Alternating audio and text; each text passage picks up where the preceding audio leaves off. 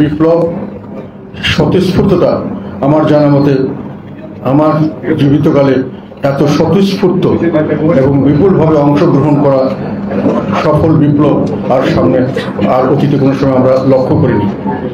আর একই সঙ্গে এই বিপ্লবের উপরে যে ধরনের নির্যাতনমূলক নিবর্তনমূলক যে ধরনের ব্যবস্থা গ্রহণ করা হয়েছে, যেভাবে জীবনহানি হয়েছে, যেভাবে গুলিবর্ষণ করা হয়েছে, সেটাও এই নির্যাতনের ইতিহাসও বাংলাদেশে কোনো সময় এরকম ব্যাপকভাবে কোনো আন্দোলনের উপর এইভাবে নির্যাতন আমার ব্যক্তিগতভাবে আমি কোনো সময় চোখে পড়েনি।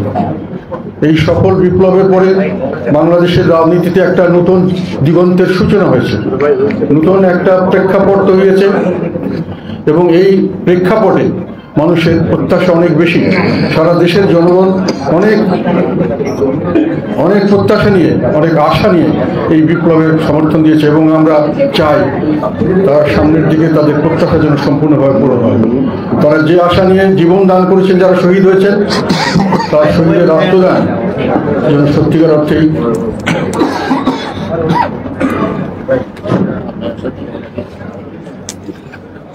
দয়া করে কেউ কথা বলবেন না, মোবাইলগুলো বন্ধ রাখবেন, আর ক্যামেরার সামনে মোবাইল দিয়ে ছবি তুলবেন না, আর স্লোগান দেবেন না। স্লোগান দেওয়ার এখন নতুন রাজনীতিতে আমি মনে করি স্লোগান দেওয়ার জায়গা হলো রাজপথ।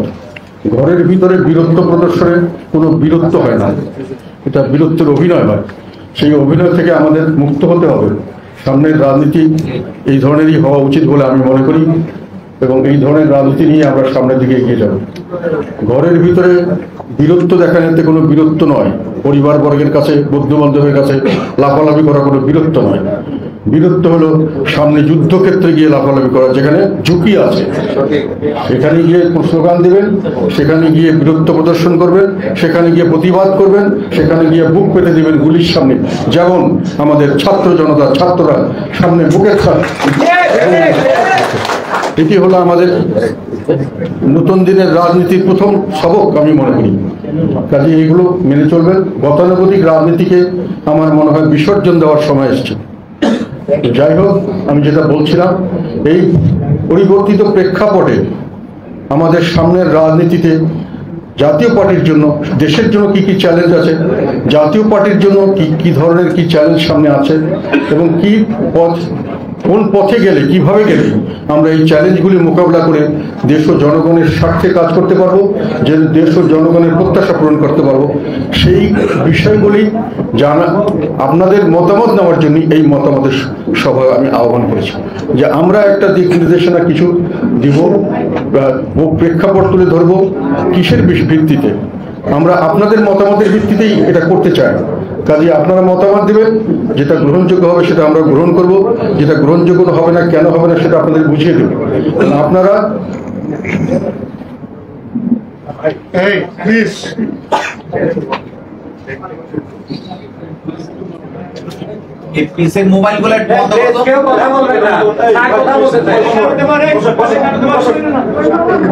আপনারা যদি কথা শুনতে পারেন তাহলে শুনবেন, ভালো না লাগলে চুপ করে থাকবেন বা যেটা ইচ্ছা করবেন, কিন্তু সবাই কথা বলে কোনো সমস্যা সৃষ্টি করবেন না, এটা আমার অনুরোধ। এই কারণে আপনাদের এখানে আমরা আহ্বান করেছি যে সামনের দিকে পরিবর্তিত রাজনীতির প্রেক্ষাপটে আমাদের জন্য চ্যালেঞ্জগুলি কি এবং এই চ্যালেঞ্জ মোকাবেলায় আমাদের কি করা উচিত এবং ভবিষ্যতে দেশ ও জনগণের যে প্রত্যাশা সৃষ্টি হয়েছে সেই প্রত্যাশা পূরণে আমাদের কোন পথে কিভাবে রাজনীতিকে নিয়ে যেতে হবে। এই জন্য আমি মাসব্যাপী আমাদের সকল অঙ্গ এবং সহযোগী সংগঠনের সঙ্গে বৈঠক করেছি, সবার কাছে তাদের মতামত দিয়েছি, তাদের সাংগঠনিক কাঠামোর বিবরণ নিয়েছি, কে কতটুকু অগ্রসর হয়েছেন, কে কোথায় ব্যর্থ হয়েছেন সেগুলো জানার চেষ্টা করেছি। সাংগঠনিকভাবে আমাদের শক্তিশালী হতে হবে, রাজনৈতিকভাবে আমাদের শক্তিশালী হতে হবে, তার জন্য সঠিক রাজনীতি জানতে হবে, বুঝতে হবে, প্রেক্ষাপট বুঝতে হবে। এই আন্দোলনে আমরা সক্রিয়ভাবে অংশগ্রহণ করেছিলাম। ছাত্র জনতার আন্দোলনের প্রথম 1 জুলাই যদি এটাকে আমি মনে করি, প্রথম একটি উচ্চারিত হয়েছিল যে বৈষম্য, এই কোঠা বিরোধী একটা আন্দোলন সূচনা হয়েছিল। 3 তারিখে, জুলাইয়ের 3 তারিখে আমি সংসদে এটার পক্ষে কথা বলেছি এবং এটা একটা বৈষম্য বিরোধী সংগ্রাম, এবং কোটা সংস্কার আন্দোলন হলো বৈষম্য বিরোধী সংগ্রাম, এবং এই সংগ্রাম বাঙালি জাতির ইতিহাসে বহুতবার বাঙালিরা করেছেন, এবং এই সংগ্রামে বাঙালি জাতি যে কোনো পর্যায় পর্যন্ত যে কোনো ত্যাগ স্বীকার করতে প্রস্তুত ছিলেন সর্বদা, এবং সামনেও প্রস্তুত থাকবেন। কাজে এই জিনিসটাকে এইভাবেই দেখা উচিত, এটা আমি বলেছিলাম পার্লামেন্টে, বলেছি 3 জুলাই, এবং বলেছি যে এই যে কোটা সিস্টেম এটা আমাদের সংবিধানের পরিপন্থী, এবং এই সংবিধানের কোনো কারেকশন করার ওখানে স্কোপ নাই। সেই জন্যই হয়তো এটাকে মামলা মাধ্যমে এটাকে সংবিধান বহির্ভূতভাবে এটাকে স্ট্যাবলিশ করার চেষ্টা করা হচ্ছে। এই ধরনের কথাগুলি বারংবার 6 তারিখে জুলাই মাসে আবার আমি জনসভায় আমাদের কাউন্সিলে গাজীপুরের কাউন্সিলে আমি প্রকাশ্য জনসভায় ঘোষণা দিয়েছিলাম, এবং তাদেরকে বলেছিলাম যে এই সমস্ত সংগ্রাম হলো বৈষম্য বিরোধী সংগ্রাম। এটাতে বাঙালি জাতির এই যে ভাষা আন্দোলন 21 ফেব্রুয়ারি আন্তর্জাতিক ভাষা দিবস হয়েছে, এটা হচ্ছে আসলে এটা ভাষার প্রতি আমাদের ভালোবাসা, যেমন তার চেয়ে বেশি ভাষাকে ব্যবহার করে, রাষ্ট্রভাষাকে বাংলা না করে তারা আমাদেরকে বৈষম্যের শিকার করতে চাচ্ছে, চাকরি বাকরি ব্যবসা বাণিজ্য, তার বিরুদ্ধে বাঙালি জাতি ফুসে দাঁড়িয়েছিল। এবং 21-এর এই আমাদের শহীদ মিনার হলো বৈষম্য বিরোধী আন্দোলনে আত্মত্যাগের প্রতীক। তোমরা সেখানে গিয়ে শপথ নাও যে আমরা এই বৈষম্য বিরোধী আন্দোলন সফল করব এবং বৈষম্যের অবসান করব। আমি বলেছিলাম এখন আওয়ামী লীগ সরকার ঘরে ঘরে বিভিন্ন স্কুলে গিয়ে তোমরা ওখানে অবস্থান নাও এবং বলো এটা হলো বৈষম্য বিরোধী আন্দোলনের আত্মত্যাগের প্রতীক, আমরা আবার আত্মত্যাগ করব, আমরা বৈষম্যের অবসান চাই। কখন বলেছিলাম? যখন আওয়ামী লীগ ক্ষমতায় ছিল, এবং আওয়ামী লীগের ক্ষমতার সময় অনেকে বড় বড় কথা বলেন, অনেক দলের অনেক নেতা, কতজন কে কোথায় কি বলতে পেরেছেন সরকারের সামনে সরাসরি চ্যালেঞ্জ দিয়ে, এটা আমি বলি আপনারা নিজেরা বিবেচনা করে দেখবেন, জাতি বিবেচনা করে দেখবেন। আমরা তারপরে প্রতিদিন এই বৈষম্য বিরোধী আন্দোলনে যে গুলি বর্ষণ করা হচ্ছে, নির্বিচারে গণহত্যা করা হচ্ছে, বিভিন্নভাবে মানুষকে অত্যাচার করা হচ্ছে, মামলা মোকদ্দমা দিয়ে মানুষের ভবিষ্যৎ নষ্ট করার চেষ্টা করা হচ্ছে, এইসব কথা আমরা তুলে ধরেছি, বিভিন্ন গণমাধ্যমে এগুলো প্রমাণ আছে। এবং আমরা বিভিন্ন জায়গায় আমরা আমাদের নেতাকর্মীদের বলেছিলাম বৈষম্য বিরোধী সংগ্রামের সঙ্গে থাকো, এবং সেখানে তাদেরকে সমর্থন দাও। এবং আমাদের ছাত্রদেরকে বলেছিলাম তোমরা ব্যানার নিয়ে করতে চাইলে করতে পারো। রংপুরে আমাদের ছেলেরা, ওখানে যেহেতু আমাদের সংগঠন ভালো, তারা বৈষম্য বিরোধী আন্দোলনে ব্যানার নিয়ে সেখানে তাদের সঙ্গে অংশগ্রহণ করেছে, তাদের নামে মামলা হয়েছে, তারা হাজতবাস করেছে, তারা জেলে ছিল, তাদের অনেকের অত্যাচারের ডকুমেন্ট আমাদের কাছে আছে। একটা ছেলে শহীদ হয়েছে, ডকুমেন্টটা আমি ইয়ে করার চেষ্টা করছি, গুলি খেয়েছে আমাদের দলের লোক, এবং দলীয় নাম দিয়ে তাদেরকে মামলা দেওয়া হয়েছে বিগত সরকারের আমলে, যে জাতীয় পার্টির এই পর্যায়ের নেতা এইখানে আন্দোলনে অংশগ্রহণ করছে, এই কারণে তাকে এই সন্ত্রাসের মামলা ইত্যাদি এক একজনকে 4-5 করে মামলা দেওয়া হয়েছে। সেখানে আমাদেরকে পরবর্তীকালে আমরা পার্টিদের যৌথ সভা আহ্বান করেছিলাম 28শে জুলাই। সেই সভায় আমরা সর্বাত্মকভাবে এই সংগ্রামকে সমর্থন জানিয়েছি জাতীয় পার্টির তরফ থেকে, এবং প্রেস কনফারেন্স করে সেটা জানিয়ে দেওয়া হয়েছে। সেখানে আমরা এটাও বলেছি যে নির্বিচারে যা হত্যা করা হয়েছে ছাত্রদের, তার বিচার চাই, এবং তার এই সমস্ত বিষয়ে তাদের ক্ষতিপূরণ দেওয়া উচিত, তাদের যথাযথভাবে তাদেরকে সমাজে প্রতিষ্ঠা, এবং যারা তাদেরকে রিহ্যাবিলিট করা উচিত, যারা আহত হয়েছেন, যারা বিভিন্নভাবে ক্ষতিগ্রস্ত, তাদের ক্ষতির দিকে দেখা উচিত। আমরা বলেছিলাম শোক দিবস পালন করা হাস্যকর, যেখানে বন্দুকের গুলি দিয়ে দলের নিজের ছাত্রদেরকে মারা হচ্ছে, তার উপর আবার সরকার যদি শোক দিবস পালন ঘোষণা করে, এটা আমরা মানি না, এটাকে আমরা বর্জন করি। কে বলেছে? জাতীয় পার্টি বলেছে।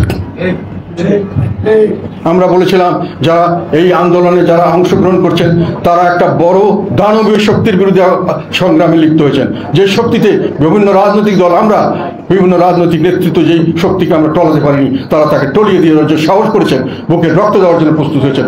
তার জন্য আমি তাদেরকে বীর মুক্তি সেনা হিসেবে আখ্যায়িত করতে চাই। কে বলেছে? জাতীয় পার্টি বলেছে।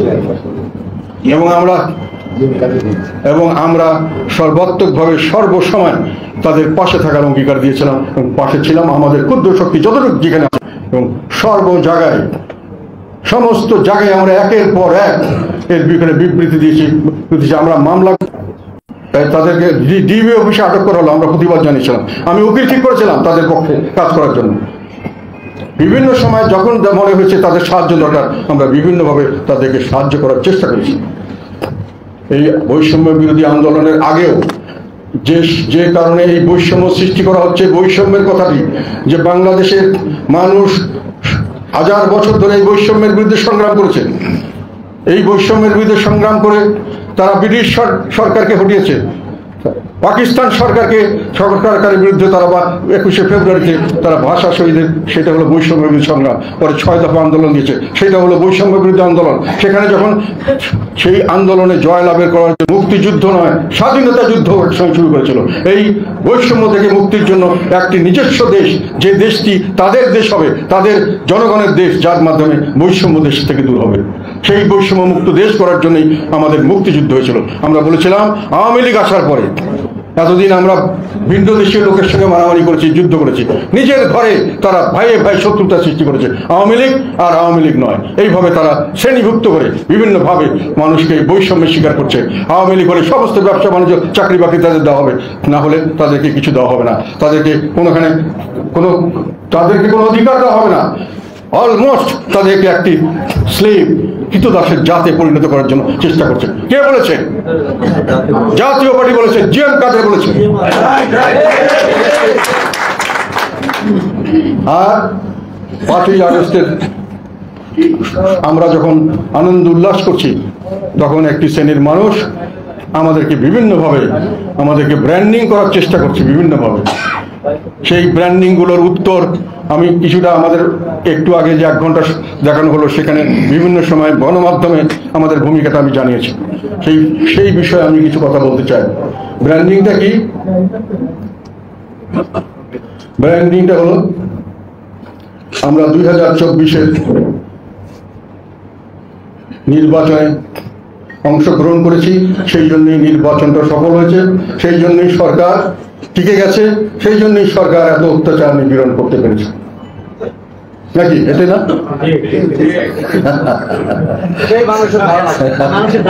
এই ধারণাটা 24-এর নির্বাচনের পরের দিন থেকেই দেওয়া শুরু হয়েছিল। আমি জিনিসটাকে ওইভাবে গ্রহণ করিনি, যদিও বারংবার বিভিন্ন বক্তব্য বিবৃতিতে এটা আমি ক্লিয়ার করার চেষ্টা করেছিলাম, কি হয়েছে, কেমন করে হয়েছে, কি হয়নি, বা কিছু কি হতে পারতো, সবগুলো উত্তর আছে।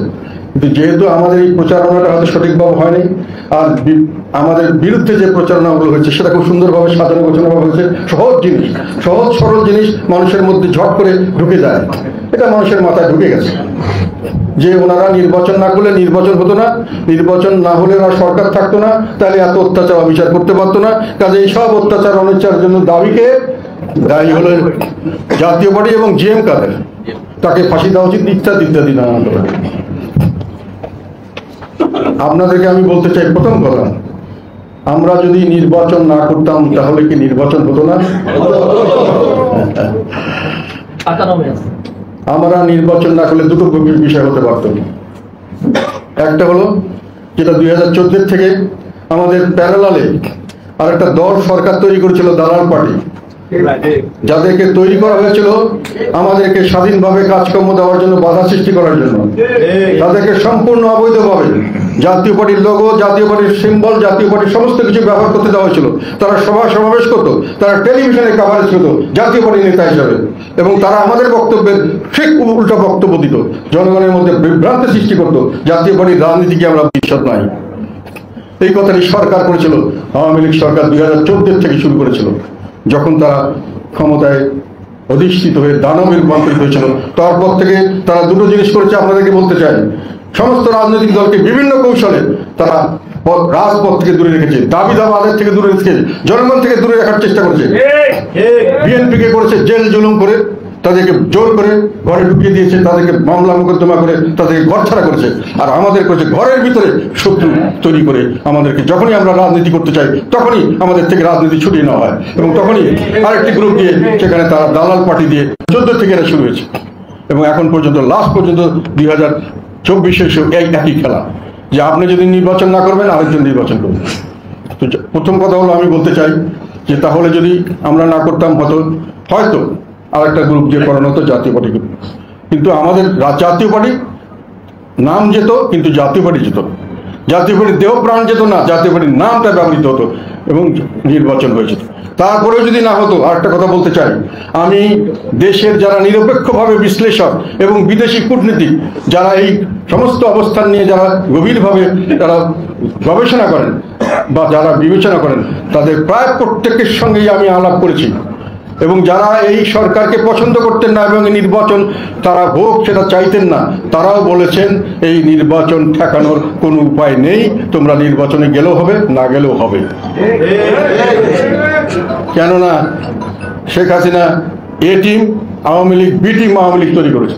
তাছাড়াও আর দু একটি রাজনৈতিক দলকে উনি তৈরি করে ফেলেছিলেন, জাতীয় পার্টি যদি না আসে তার অল্টারনেটিভ উনি তৈরি করে ফেলেছিলেন এবং সেটা হয়ে যেত এবং সরকার চলতেই থাকতো। তথাপি আমাদেরকে ওনারা জোর করে নামালেন কেন? আমি এটা বলছেন যে আমাদেরকে নামানোটা জোর করে নামানো হয়েছে।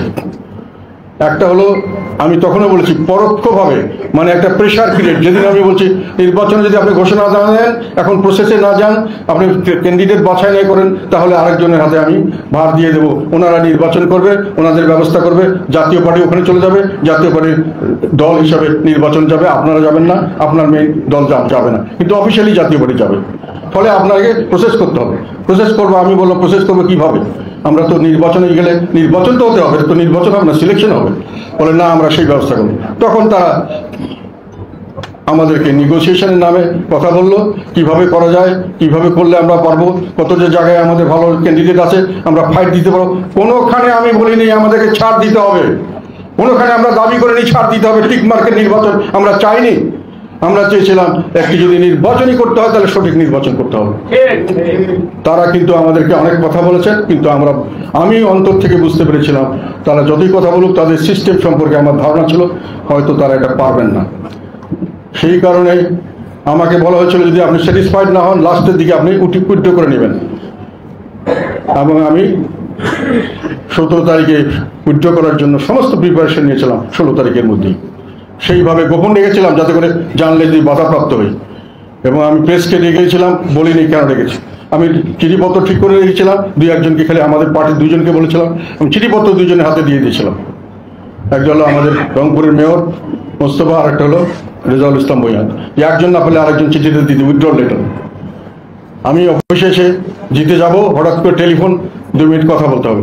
কথা বলতে বলতে নানান কিছু এটা ওটা, আমি বললাম আমি কোনো কিছু মানি না, আমাকে যে কোনোভাবে বর্জন করতে হবে, না হলে দল শেষ হয়ে যাবে এবং আমরা রাজনীতি শেষ হয়ে যাবে, আমরা এই নির্বাচনে যাব না। তখন বাইরে এসে যখন আমি বলা হলো যে ঠিক আছে, না গেলে কিন্তু নির্বাচন আমরা যেভাবে হোক করবোই, ঝুঁকিতে পড়বেন, ঝুঁকি ঝুঁকি। তখনকার দিনে ঝুঁকি অর্থ বুঝো, আমরা ঝুঁকিটা কি হতে পারে সেটা বুঝি না, তবে ঝুঁকিটা বড় জিনিস, ক্ষতিকারক হতে পারে এটা বুঝি। আমি বলেছি না, আমি নির্বাচন করব না। আমি বেরিয়ে এসে যখন প্রেসের দিকে যাব তখন দেখলাম যে আমার সামনে সমস্ত ব্যারিকেড, এবং আমার সামনে শুধু না সারা অফিসে দিয়ে ব্যারিকেড, চারপাশে গলিতে ব্যারিকেড, শত শত পুলিশ, এবং ঢুকতে পারবে না, বেরোতে পারবে না, সব কিছু দরজা জানলা বন্ধ করে দেওয়া। তাহলে নির্বাচনে আমাদেরকে না হলো কি গাইড জয়। এটার কি আমি কথাটাকে সত্য বলেছি নাকি? এখানে যারা ছিলেন, অফিসে যারা ছিলেন এবং যারা আশেপাশে ছিলেন এবং যারা আমার সঙ্গে পরবর্তীতে, আমি 28শে এপ্রিল আমি পরবর্তী মিটিংয়ে বলেছিলাম যে একটা হলো যে আমাদেরকে পরোক্ষভাবে প্রেশার দেওয়া হয়েছে, যেটা হলো একটা দল ভাগ করে সেখানে, আর একটা হলো প্রত্যক্ষভাবে আমাদেরকে বাধা দেওয়া হয়েছে বিভিন্নভাবে। সেটা আমি পরিষ্কারভাবে বলিনি, কারণ সেই পরিস্থিতিতে আমাকে জোর করে এরকম করে করা হচ্ছে, এটা বলা ওই রকম ধরনের। তবে যারা বোঝার তারা বুঝে নেবেন, এই কথাই বলেছিলাম, বলি নাই? আমাদের লোকরা জানে না এটা, সাংবাদিকরা জানে না, আর্মির লোকরা জানে না, যারা করেছে তারা জানে না, কেউ কি প্রতিবাদ করেছে? তাহলে কি হলো যে আমরা গেলেও নির্বাচন হতো, না গেলেও নির্বাচন হতো, আর আমরা যেতে ভাবে প্রেশার এবং প্রত্যক্ষভাবে প্রেশার দিয়ে নির্বাচনে নেওয়া হয়েছে। এখন তাহলে কি আমাদের কারণে নির্বাচন হলো, আমাদের কারণে নির্বাচন হওয়াতে সরকার টিকলো এবং সরকার তারপরে অত্যাচার করলো, এই কথা কি সত্যকর কথা? আমরা কি কোনো কেন্দ্রে এখানে দায়ী? অন্যান্য দল যেভাবে দানবীয় শক্তির কাছে পরাজিত হয়েছে, আমরাও আমরাও কিছুটা সেখানে পরাজিত। সেই জন্য আমি ক্ষমা প্রার্থনা করছি যে আমরা সামলে নিতে পারিনি, এত শক্তি আমাদের ছিল না। কিন্তু অন্যান্য দলের কাছে বলি, আমাদের প্রতিপক্ষে যারা এখন অন্যান্য দল আছেন বিএনপির কাছে, আপনারা কতটুকু পেরেছিলেন?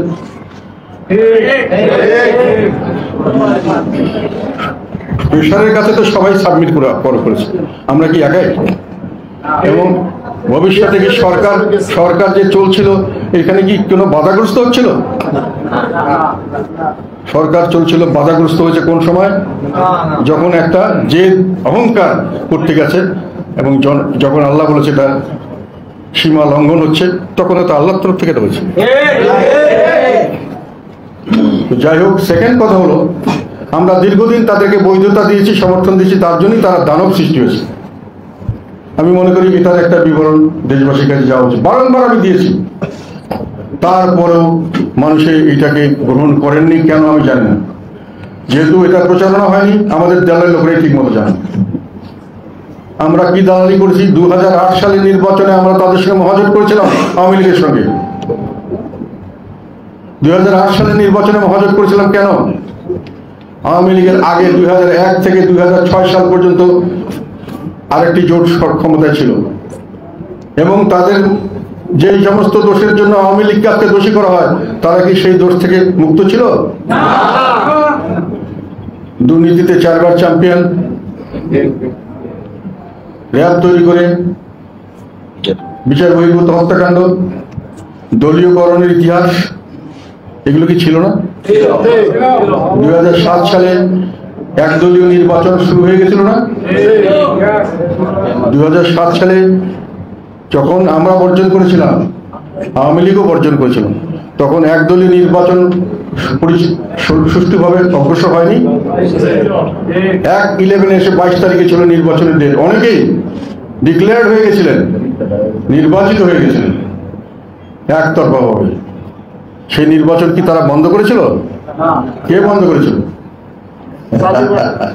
জনগণ বন্ধ করেছিল। জনগণের পক্ষে 1/11 এসে বন্ধ করেছে। ফলে আবার নির্বাচন হয়েছে যখন, তখন জনগণের প্রত্যাশা ছিল যে এর একটা পরিবর্তন দরকার। আমরা মহাজোট করে সেই পরিবর্তনের আশা করে দিয়েছিলাম। সেই সমর্থন কি আমাদের অন্যায় ছিল? আওয়ামী লীগের সমর্থন? এবং সেই ইলেকশন কি কোনো কারচুপির ইলেকশন হয়েছিল?